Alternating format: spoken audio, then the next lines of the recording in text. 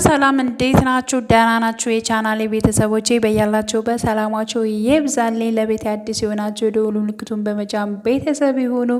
እንግዲህ በክፍል 57 ላይ ምን ይፈጠራል፣ ምን ይከሰታል፣ ምን ይሆናል የሚለውን እስኪ የራሳችሁን ሀሳብና አስተያየት ኮሜንት ላይ ማስቀመጥ ትችላላችሁ። እንግዲህ ያው ምሩን እንደያዘቻት እንዳፈነቻት ሀሴት እናውቃለን ማለት ነው።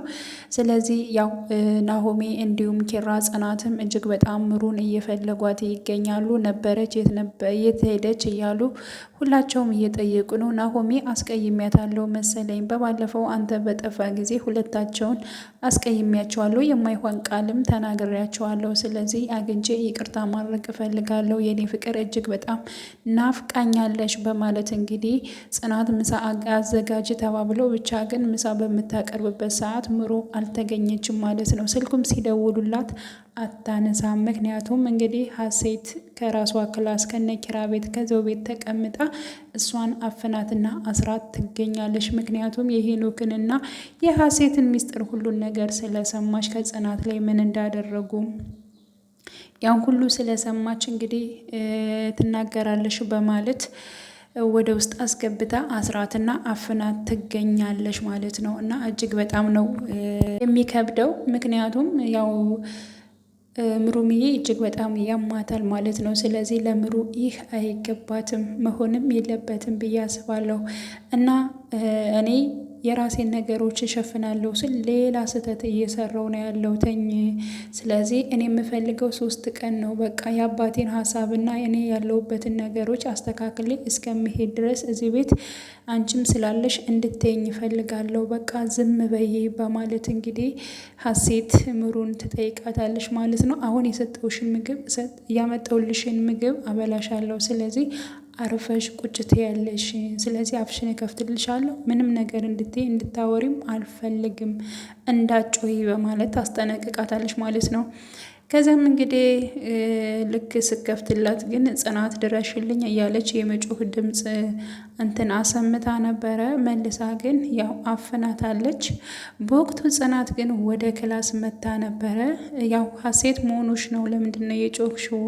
እማግዝሽ ነገር አለ ወይ በማለት በሩን ክፈችልኝ ብላ ጠይቃት ነበረ። ሀሴት ደግሞ አረ ምንም አላልኩም፣ የሆነች አይጥ ነገር አይቼ ነው፣ አስደንግጣኝ ነው፣ በዚያ ነው የጮኩተኝና ችግር የለውም፣ እሺ ክፈችልኝ፣ ወደ ክላሱ ልግባ ብላ ስጠይቃት ልብስ እየቀየርኩ ነው፣ ከሻወር መውጣቴ ነው በማለት ትናገራታለች ማለት ነው። ስለዚህ ምሩ ደግሞ በወቅቱ መተንፈስም ሆነ ማናገርም ሆነ አልቻለችም እንጂ ጽናት ትደርስላት ነበረ። ስለዚህ እባክሽን ተይኝ፣ እኔ ስሬን እንትን ልበልበት፣ የአባቴን ሀሳብ ላሳካበት በማለት እንግዲህ እሷን ጠይቃታለች ማለት ነው።